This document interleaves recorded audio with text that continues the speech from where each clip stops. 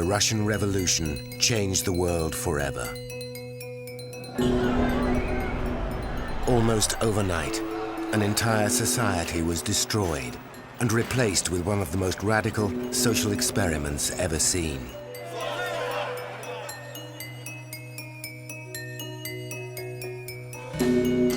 Poverty, crime, privilege and class division were to be eliminated. A new era of socialism promised peace, prosperity, and equality for all the peoples of the world. But the social experiment failed. Millions were killed, and within a generation, almost 1/3 of the world's population was living in the shadow of communism. This story shows how an idealistic dream turned into a nightmare, as seen by the sailors at the vanguard of the revolution. Drawn from their letters and accounts, the story is told using archive and reconstructions of the events, all in color, just as they might have seen it. This is the story of the Russian Revolution.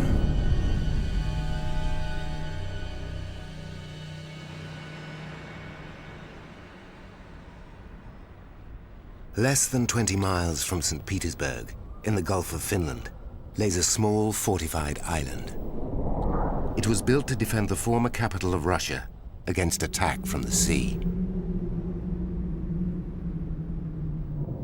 Surrounded by a string of fortresses, it is still an active naval base, and until a few years ago, the island and its garrison town of Kronstadt remained closed to visitors. Only recently has the story of what happened here in the early years of the revolution been finally pieced together.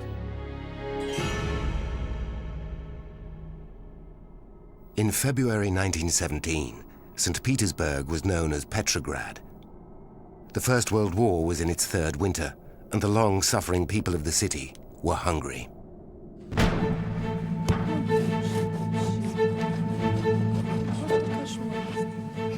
Stocks of bread were about to be rationed. The shortages meant many were queuing all night long, sometimes for just part of a loaf, and they were fed up with it.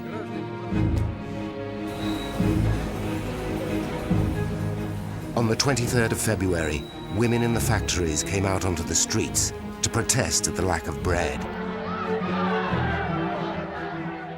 When rumors spread that the bread was being deliberately hoarded and held back from them, their mood darkened.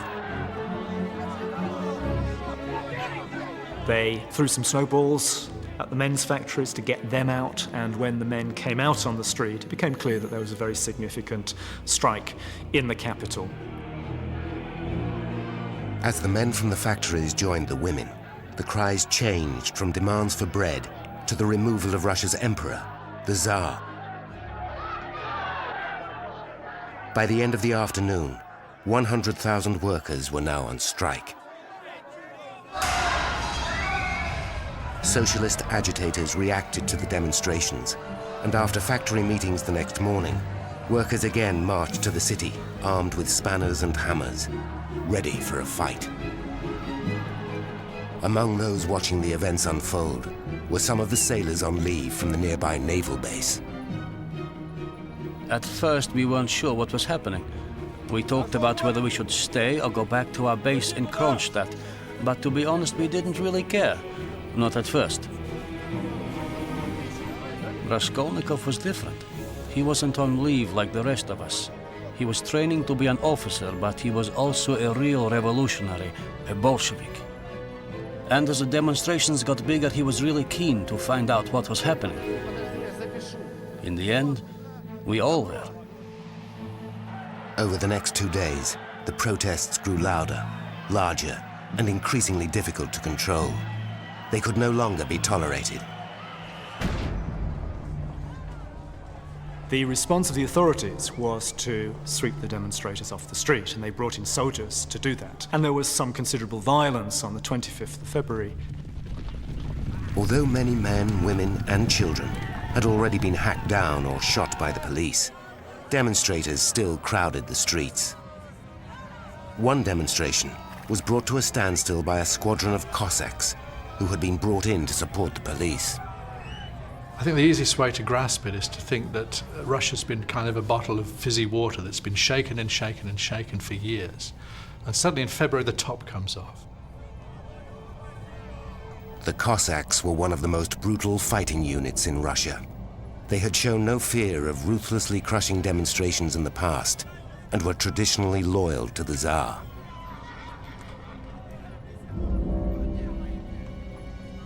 Now followed one of many moments over the next few days that would change the course of history.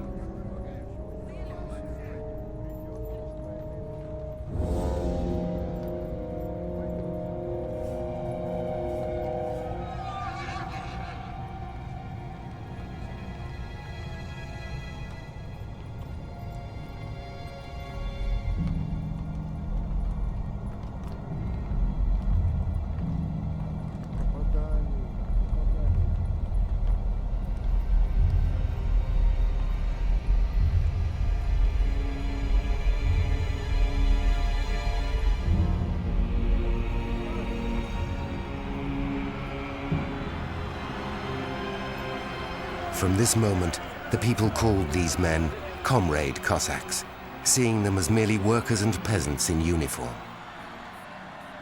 But one of the most fearsome units of the army had proved unreliable. The city authorities would now have to turn for help to Russia's very highest authority. They called on the Tsar to intervene.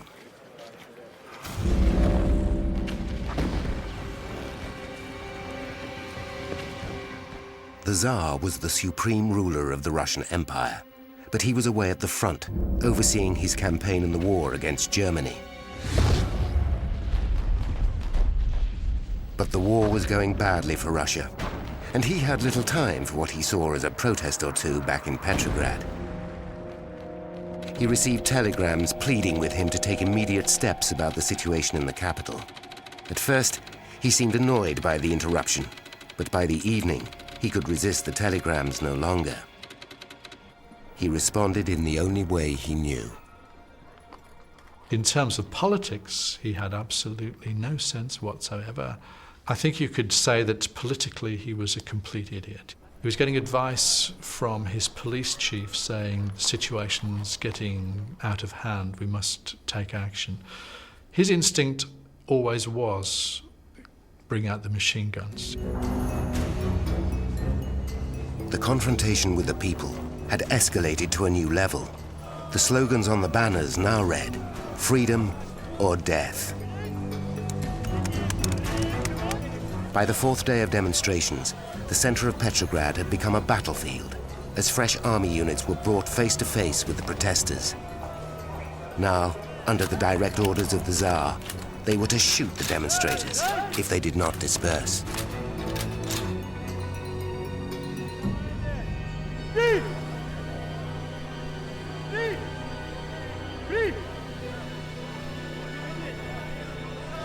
Сейчас же стрелять! Я приказываю! Сейчас же стреляйте! Я приказал стрелять! Открыть огонь! Пли! Пли!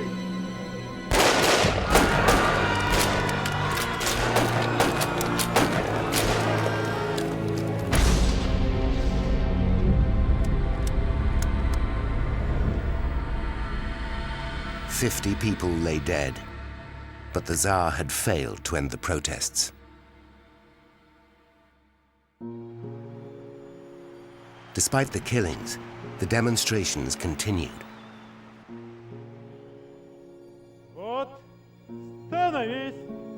Back at the barracks, the soldiers were becoming increasingly angry at what had happened.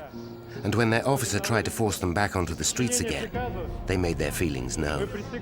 One soldier, Sergei Kopychnikov, said, "Our fathers, mothers, sisters, brothers and brides are begging for bread. Are we going to kill them?"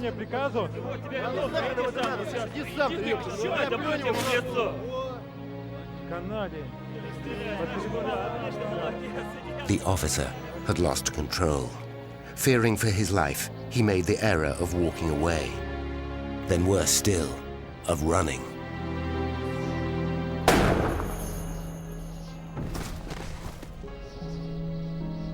A mutiny had started. Now they knew there was no turning back. The crucial moment was the point at which they went into a situation of mutiny, and the only way they could preserve themselves or save themselves after that was by the mutiny spreading. The soldiers moved from barracks to barracks, looking for support, and soon other mutineers were on the streets and joining with the workers.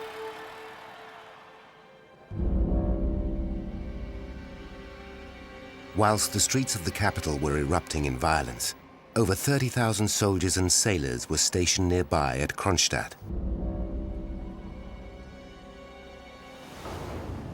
The sailors of Kronstadt were to become a key part of the revolution.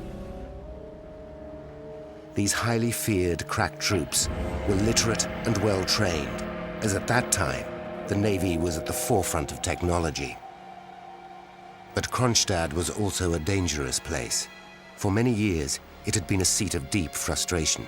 Even the base commander, Admiral Viren, had likened the fortress to a gunpowder store. It's a place where there's very strict discipline, where the sailors are kept under, these are new recruits, kept under a fairly tight control by the authorities before February 1917. Sailors were treated little better than animals and could be severely punished for minor misdemeanors. If you didn't salute, you could get 10 days detention. There was almost a suppressed war in Kronstadt between the officers and the sailors.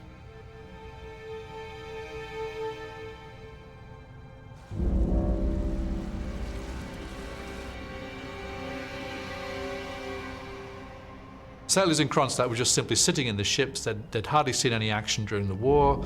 The ships were cauldrons of indiscipline, they were cauldrons of tension. It was just a bomb waiting to explode, essentially. It was like a nuclear reactor of revolution, all a kind of critical mass of revolt, which sets off revolution at several points in Russia's history. As the sailors heard more and more stories of what was going on in the capital, their frustration started to erupt again. Officers, commanders tried to keep this information about Petrograd secret.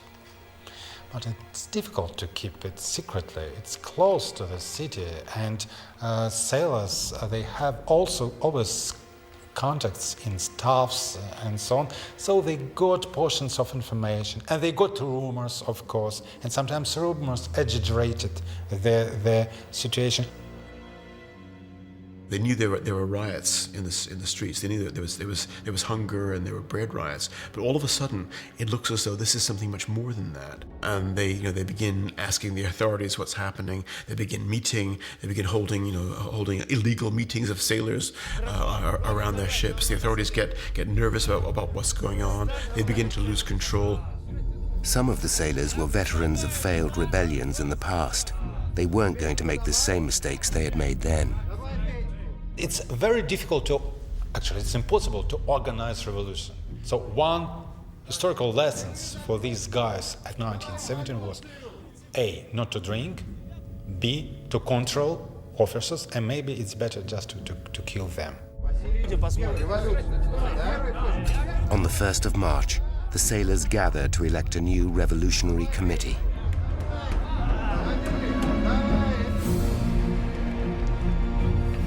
This is the beginning of a bloody squaring of accounts.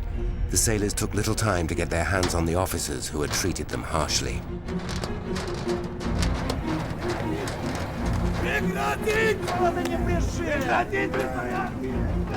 It all happened so quickly. In the space of one day, we rid ourselves of any officers that stood in the way. If they weren't with us, we killed them. At the top of our list was the man we hated the most. Admiral Viren came out of his house dressed in a white summer tunic.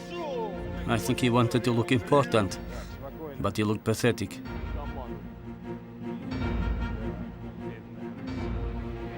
He was a very strict commander.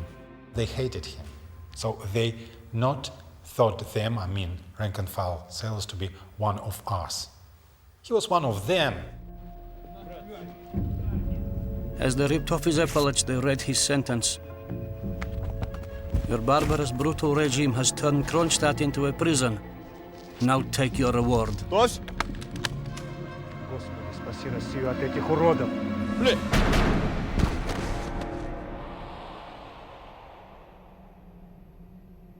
By the following morning, the officers of Kronstadt have either been executed or killed by the sailors, or they've been imprisoned. The lucky ones have been imprisoned, and the old authority has been destroyed.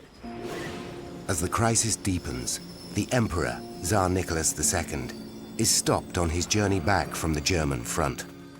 Revolutionaries have closed the line ahead, and he is trapped on the imperial train.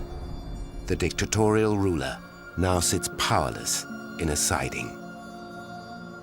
The pathetic figure which Nicholas cuts in those last few days, where he can't even command his railway train to get back to Petrograd.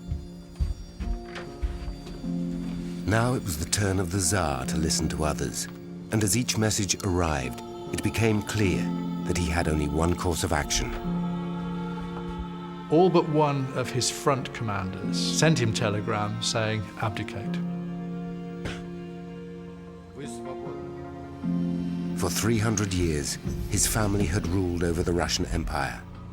If he abdicated now, it seemed unlikely that anyone else would take over. His brother had already refused the throne, and his son, a hemophiliac, was much too weak and fragile. The Tsar was staring at the end of the Romanov dynasty. Essentially, the Tsar either had to make some very, very far-reaching concessions or go. And in the end, because there was no heir, no person to take over, Nicholas abdicated and the regime came to a rather ignominious end.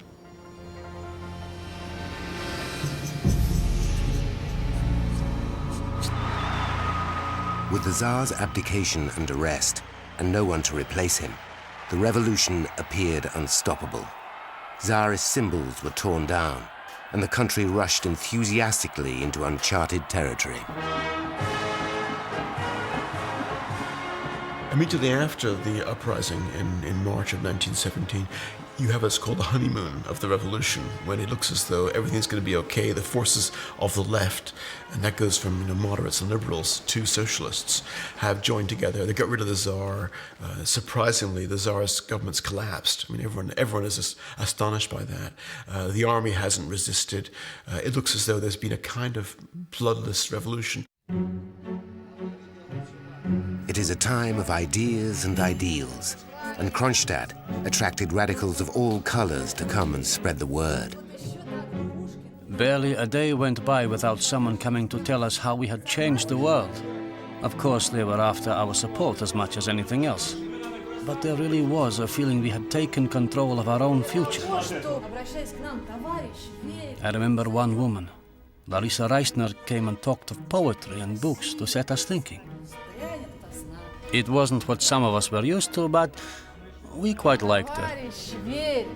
Especially Raskolnikov. За кого агитировать будешь?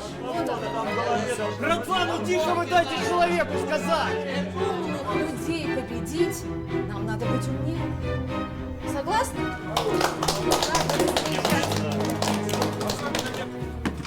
Printing presses could barely keep up with all the papers and leaflets proclaiming the dawn of a new era. People got new faith. It was very religious, this feeling of revolution. They had a feeling of being the center of the world. The most important events are here, and it's up to us how to solve them. So we are masters of history to some extent. Russia was eager to read. Everybody wanted to read. We are free person, and it's interesting about sailors. Some sailors posed with books. It was a new image of sailor citizen, reading, wanted to get knowledge, to be enlightened, to be free citizen of free Russia.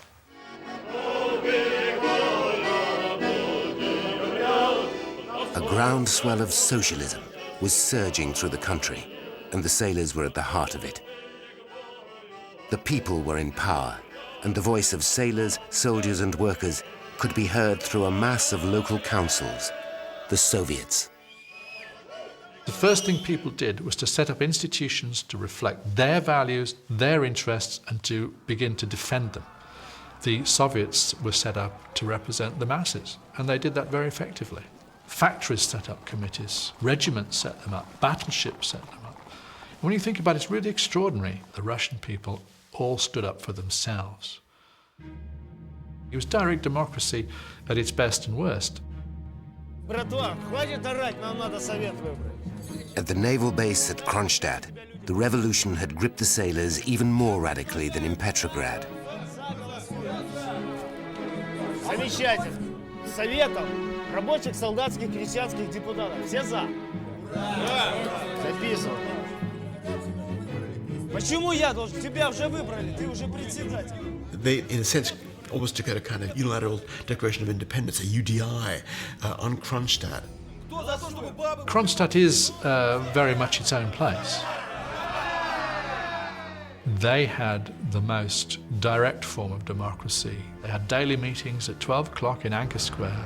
Anybody who wanted to could join in.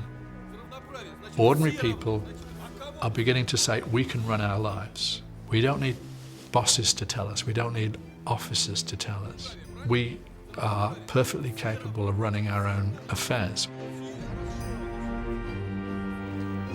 The new mini-state of Kronstadt even started to develop its own laws.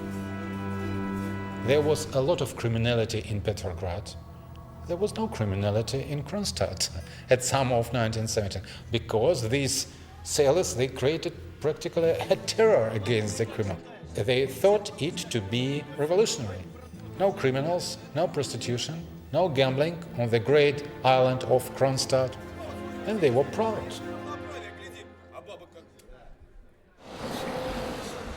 Back in Petrograd, it was almost as if the February Revolution had never happened. The Tsar's regime had been replaced by a temporary provisional government. Its ministers were Democrats, but many of them were landowners too, and they were committed to continuing the war with Germany. Exiled revolutionary leaders had different ideas, and they were on their way home. In a sealed train direct from Switzerland came one of the most important of the revolutionaries, Vladimir Ilyich Ulyanov. His party name was Lenin. This was the man who would take over the Russian Revolution. His arrival would change everything.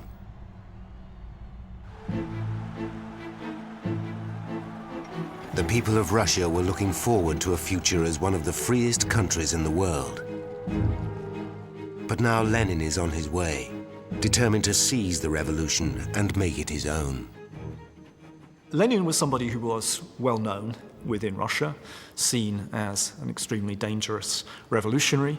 But at the time, the authorities, the new authorities, the provisional government, felt that the spirit of New Russia, the spirit of democracy, required that they allow Lenin back into Russia.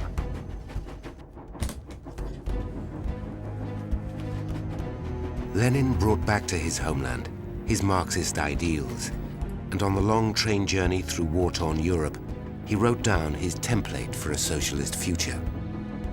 He pronounces his 10 principles, like Moses coming down with the tablets, the 10 commandments, the April Theses, the 10 April Theses.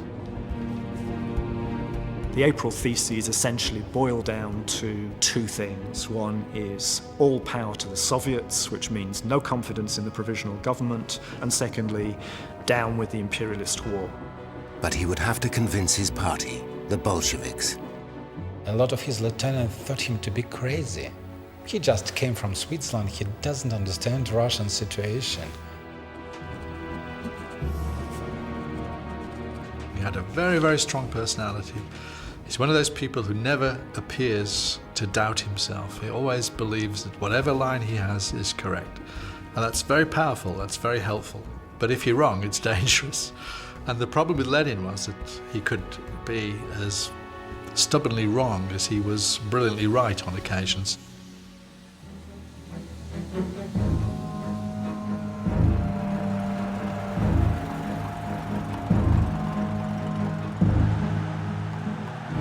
Lenin's slogan was peace, bread, and land.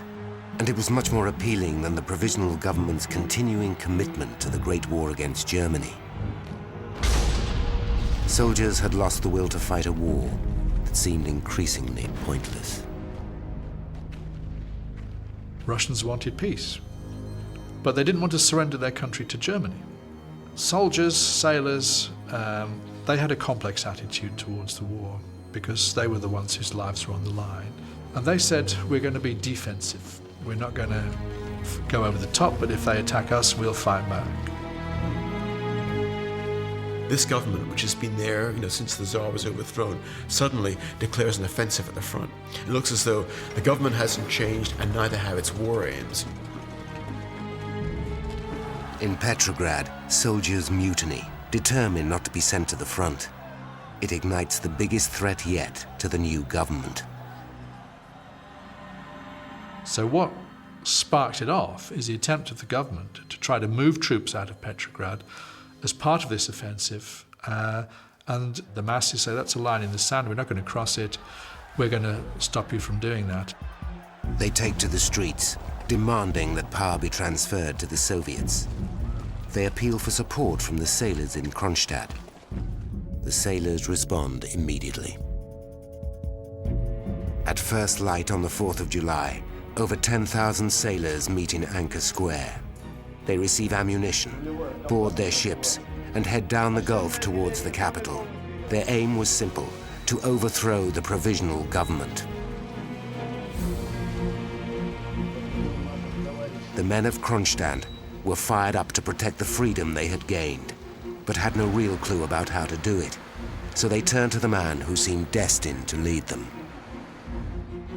Lenin devises a program which almost exactly matches what the Kronstadt sailors want. No support for the government, no support for the war. It's almost designed with sailors in mind. So there's almost a meeting of minds between, on the one hand, Lenin, on the other, the sailors. Thousands of sailors disembarked in Petrograd and headed through the hot city streets, gathering many others on their way. By the time they got to the Bolshevik headquarters, at the Kashesynskaya mansion, they were eager to hear just one man. They wanted to hear Lenin. The problem was Lenin first didn't want to address to them. He had no ideas what to say to them. Lenin gives a few tub-thumping phrases about, yeah, it's great to see you, wonderful. His confusing speech from the balcony lasted less than a minute. Lenin doesn't trust spontaneous revolutions from below, doesn't trust spontaneous forces. He wants to have something which he's organized, which he's led, which he understands, which is under control, which is going in the right direction. The frustrated sailors moved on into the city to meet with soldiers and other demonstrators, many still ready for a fight. The problem is that nobody else is ready to lead them or to carry out that fight. There could easily have been a July revolution. Nobody could have saved the provisional government from the Kronstadters and from the demonstrations of July. They could have just walked in and arrested the provisional government, but they had nothing to put in its place.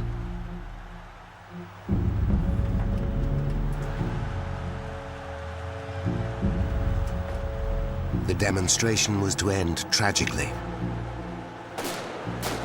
In the heart of the city, provisional government troops fired on the protesters from the rooftops. The demonstration turned into a riot. There was looting, violence, and killing. The attempt by the sailors to bring down the government had backfired completely, and the Bolsheviks were now ruined. The July days appears to be the radicals overstepping the mark. So the government cleverly begins to turn this to its own advantage by saying we have papers to prove that Lenin is being financed by the Germans. Lenin is branded a German spy and a traitor to his homeland. Orders are issued for his arrest. Lenin himself immediately goes into hiding out of reach of the provisional government. But the Bolshevik party simply carries on semi-underground.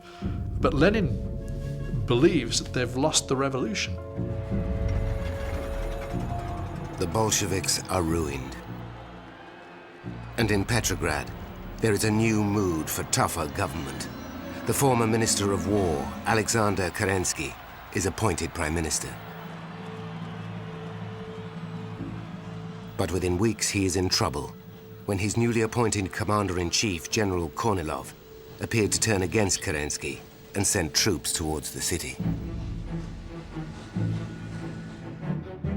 Suddenly, Kerensky needed to defend the capital, but as his government had lost the trust of the army, there was only one place he could turn to for help. At the last minute, Kerensky decides to arm the Soviet, and the Soviet says, we're not going to work with you unless you release members of the Soviet who've been arrested. It meant that Kerensky was turning towards the Soviet.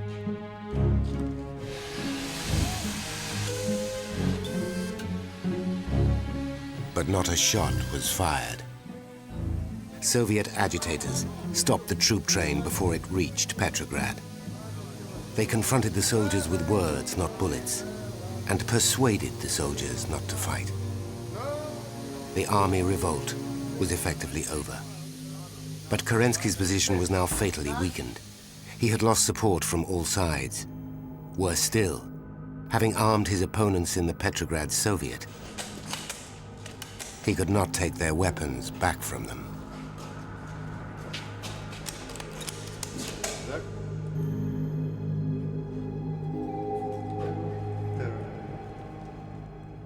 The Bolsheviks are seen as a new broom that will sweep Russia of all the old privileged elements and will bring about a workers' and peasants' republic.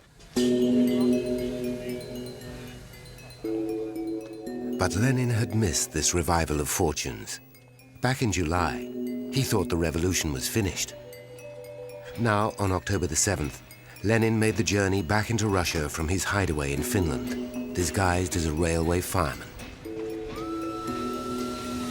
He saw the time was ripe for the Bolsheviks to seize power. And with 40,000 Petrograd workers now armed, it was only a matter of time.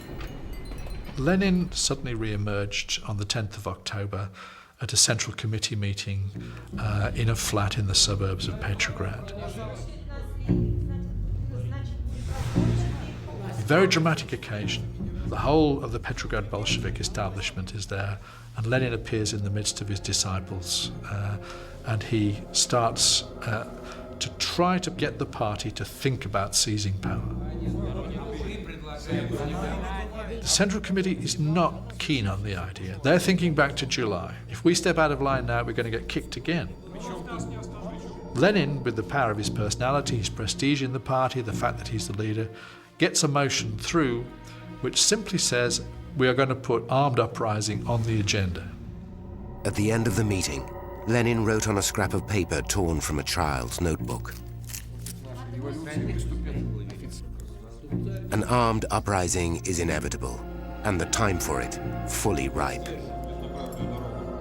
In the small hours, having made a decision which was to plunge the country into a second bloody revolution and change the whole course of Russia's history, they passed round the tea.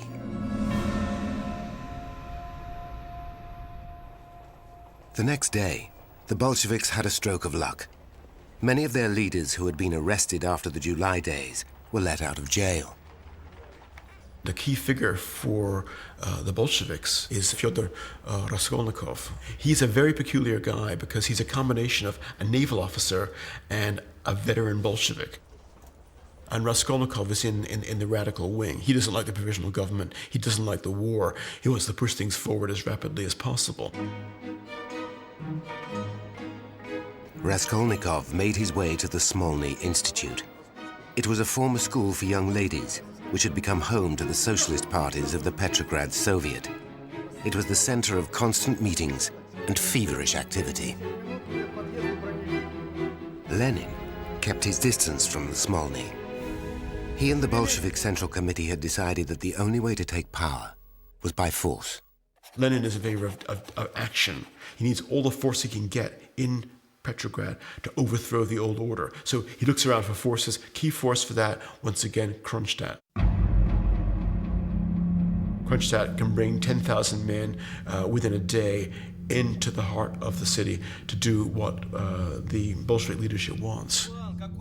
But Lenin had to be careful how he phrased the request for help from the sailors. He knew they did not really want the same thing. Now, because Lenin wants a Bolshevik government, that is not what the Kronstadt sailors want. They want a Soviet government, and that's the beginning of a split, of a potential, gap between Lenin and the sailors. But for now, the sailors are prepared to back the Bolsheviks to defend the revolution and defend the Soviets. Any argument between them could come later.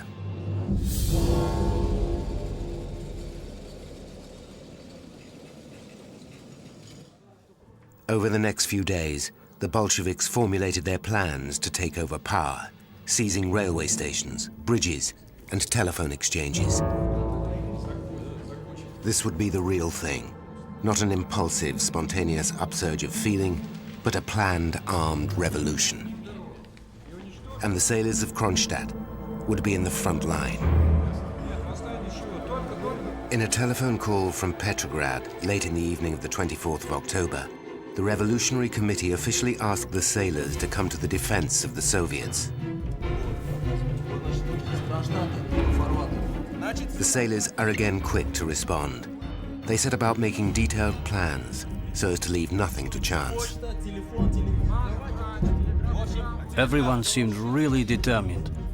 We were thinking more clearly than we had in July, and we knew exactly what we had to do. The second revolution in October is different from the first revolution in February. And the main difference is it's a pre-planned revolution. It's organized in advance. Early on the 25th of October, the sailors set off for the capital. The flotilla arrived in the afternoon and joined the cruiser Aurora in the river Naval in the center of Petrograd. Their orders were clear: to seize control of the Winter Palace where the Prime Minister and the Cabinet were meeting, and demand the surrender of the provisional government. This was the moment when the sailors from Kronstadt would finally sweep aside what was left of the old order. The sailors found their way into the palace through open doors, encountering little resistance. They ran through a maze of richly decorated rooms and corridors in one of the biggest and most richly decorated palaces in the world, searching for defending troops. But they had no plan of the building, and finding the provisional government ministers in one of the palace's 360 rooms proved to be no easy task. It was like a massive game of hide and seek. When they finally reached this dining room, they found Kerensky, the Prime Minister, had already left, and the ministers waiting to be arrested. It was the end of the provisional government.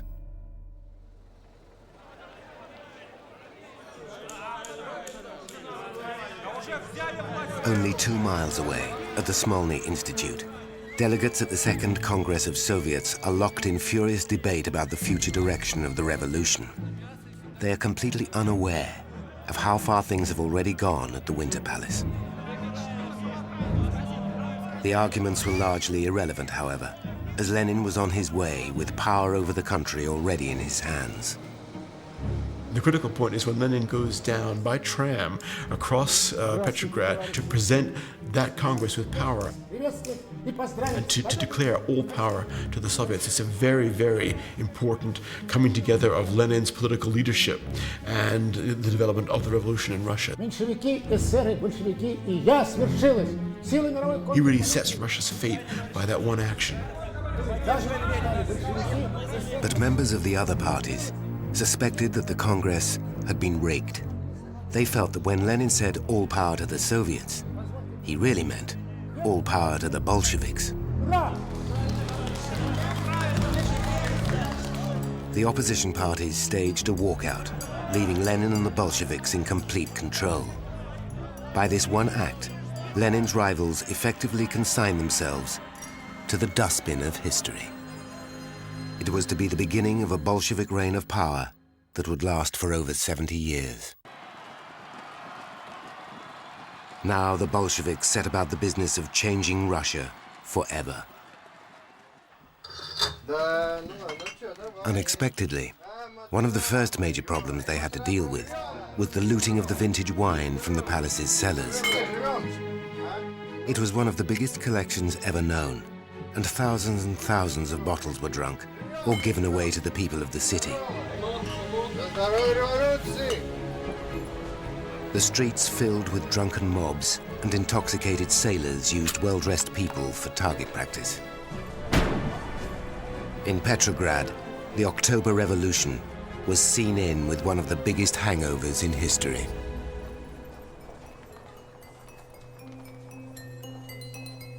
Behind the scenes, Lenin tightened the reins of power. But the people pinned their hopes for the future on the promised Constituent Assembly, to be Russia's first fully democratically elected parliament. The Constituent Assembly offered the promise of a democratic, fair, egalitarian future for Russia. It was to be her first fully, fairly, democratically elected government. The Constituent Assembly was going to be elected by the whole country. It was going to establish a new system. It was going to establish democracy. They wanted to build a firm democratic framework that would establish what they had gained. And that's what got people very excited.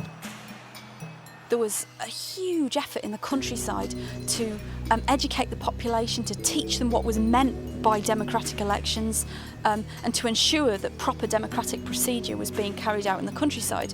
And this was remarkably successful given these incredibly difficult conditions in 1917.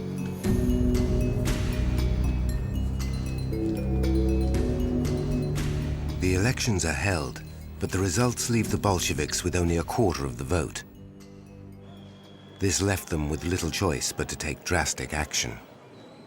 Here above that box where we are, right here on the balcony, here were the invited guests. Basically they were Bolsheviks and Bolshevik sympathizers. When the other parties were speaking, they jeered, whistled, shouted, and from time to time aimed rifles at the delegates. One person even fired a shot and very nearly killed someone. Lenin had no time for democracy and showed his contempt for the assembly by laying down and dozing. Lenin said that a democratic parliamentary republic was a step backwards and that a step forward was a republic of Soviets, the dictatorship of the proletariat. It was 4:30 in the morning when the security chief, a stony-faced sailor, approached the rostrum and announced, "The guard is tired. Please leave the hall."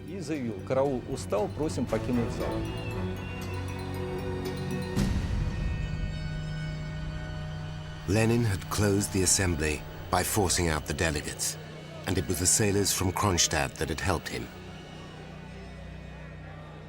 He had effectively taken control by force and killed any hope of universal democracy.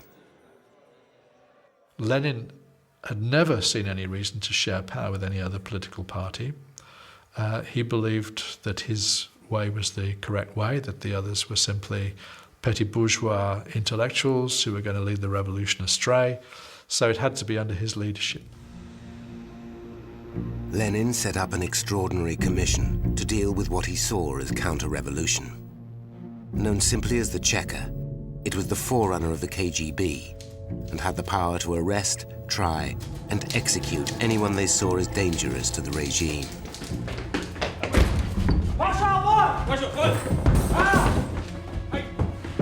Opposition groups are dealt with ruthlessly. It's intended to be a legitimate revolutionary instrument for smiting the unjust, for smiting the counter-revolutionaries. Unfortunately, people are not like that. And it begins to attract all kinds of people, and it begins to get, to some extent, out of control.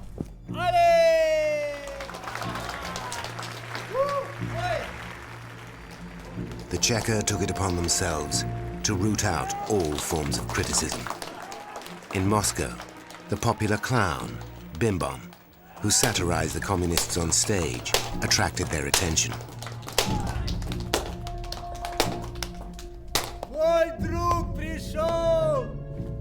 Ха-ха! Дуэль! Раз, два... Стоять!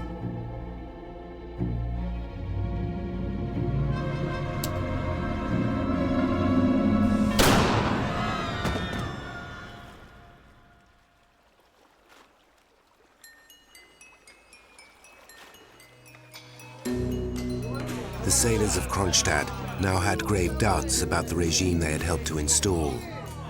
They registered a protest against Lenin and the excesses of the Cheka. They believed they were exercising their democratic duty, but in fact, they were unknowingly plotting a collision course with Lenin. It was to be the beginning of their end. Over the next 3 years, they would fight in a brutal civil war to save their revolution, and come face to face with their former comrades in Lenin's Red Army.